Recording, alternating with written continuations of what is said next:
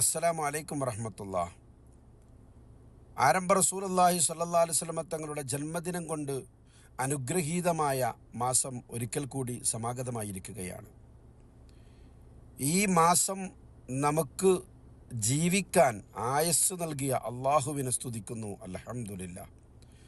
കാരണം കഴിഞ്ഞ റബീഉൽ അവ്വലിന് ആ മാസങ്ങളിലൊക്കെ ജീവിച്ച പല ആളുകളും ഇന്ന് ഖബറുകളിലാണ്. അള്ളാഹു അവർക്കൊക്കെ സ്വർഗം നൽകി അനുഗ്രഹിക്കട്ടെ, ആമീൻ യാ റബ്ബൽ ആലമീൻ. നബി സല്ലല്ലാഹു അലൈഹി വസല്ലമ തങ്ങളെ നമ്മൾ പറയുമ്പോൾ ഒരു വാക്കുകളിലോ പ്രസംഗങ്ങളിലോ കവിതകളിലോ ഗാനങ്ങളിലോ ഒതുക്കേണ്ടതുമല്ല. നമ്മുടെ ഹൃദയത്തിലേക്ക് കയറേണ്ടതുണ്ട്. മുത്തു മുഹമ്മദ് മുസ്തഫ സല്ലല്ലാഹു അലൈഹി വസല്ലം, അവിടത്തേക്ക് നമുക്ക് സ്നേഹിക്കാൻ കഴിയണം. നാം പ്രണയിക്കേണ്ടത് അവിടത്തേക്കാണ്.